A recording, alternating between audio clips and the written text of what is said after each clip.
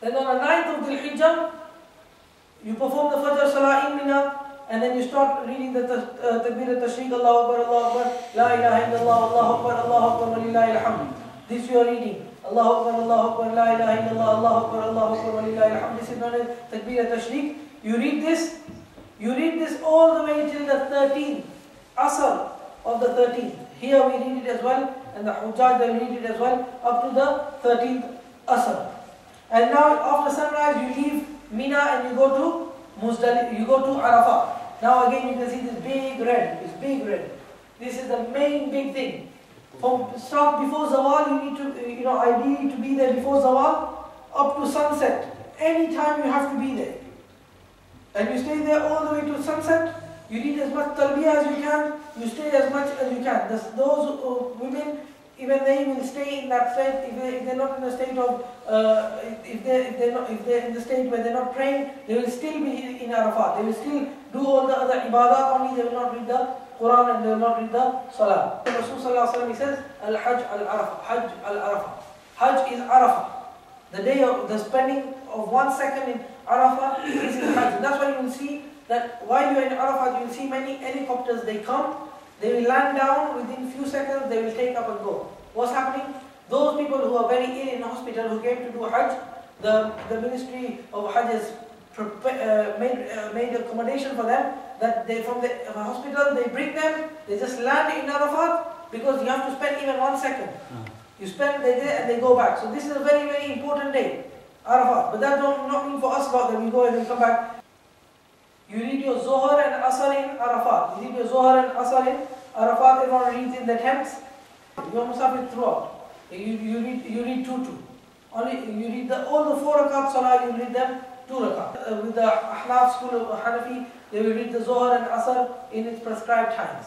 And because there's some of the conditions which they do not fulfill, they say if it's with the Amir of Hajj, then you read it together. If you follow the Hanafi fiqh, then you will not do Jama Baina Salatain, and the other group, they do the Jama between the Salah. Whatever group you're following, follow the group leader of that time, inshallah. They are all correct, inshallah.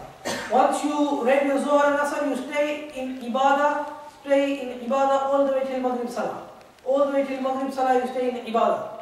In the hadith, it's recorded that Rasulullah he stood up facing towards the Kaaba all the way from after Asr Salah all the way till Maghrib. He stood up and he just cried and he cried and he cried and he made dua.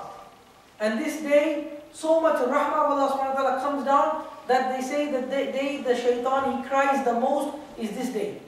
This day he cries the most. Why? Because so many people Allah subhanahu wa ta'ala forgives. So many people he forgives on this day. So you spend that time in ibadah. Spend that time in ibadah, whether sitting down, whether resting, but spend in ibadah. And the greatest ibadah is dua. You make dua, you read Qur'an, you do tasbihat, but you keep yourself focused. Those few hours, we do not waste them. You stay in Arafat until Maghrib time, but you do not read your Maghrib Salah in Arafat. You leave and you go to Muzdalifah. Rasulullah told us, just for this is the only time. We are told that you don't read, although the time has started in Arafat, you don't read Maghrib there. You rush and get to Muzdalifah. No matter how late you get to Muzdalifah. Alhamdulillah, they've got a system. The good thing, they've got a system. Your coach will come. If not now, a little while later, everyone's coach will come. I've seen people, Hajis, who hijack coaches. They hijack all coaches. They think, I want to go first. No. Your coach will come to you, alhamdulillah, they have this band system, they give you a wristband, and every group, the coach is allocated. So your muallim will tell you, okay, let's go ready. You just wait, no point trying to, everyone, alhamdulillah, will get there. You will get there. You perform your Maghrib Salah and your Isha Salah in Muzdalifah. And the way you perform it is with 1 adhan and 1 iqamah. First you read the 3 rakat farad of Maghrib, then the 2 rakat of Isha because you're Musafir. Then you read the Sunnah of Maghrib, then you read the Sunnah and the Witr of Isha. And then you can perform as much nafal prayer, whatever you want, inshallah. Do as much dhikr as you can. There's one more thing you do in Muzdalifah now. Collect the pebbles. And remember, there's 3 big pillars. For each pillar you need to pelt 7 times. Yeah, so what you need for the first day you need just 7. For the second day you need 21. And for the third day you need 21. And if you're going to stay for extra one day, again you need 21, 7, 7, 7. Good idea is to take either these plastic see-through bags or make a little bag. You need to make sure you get your pebbles. The pebble has to be the size of a chickpea, this small. Don't get, some people they get big rock. not big rock and not too small. The chickpea size. And then the way of lifting up is between Allah, but has to be that. Everyone will be collecting from there. People, they pick from other places as well, but mostly in Muzdalifah you do this. Now, with regards to Muzdalifah, this is the point that I remembered.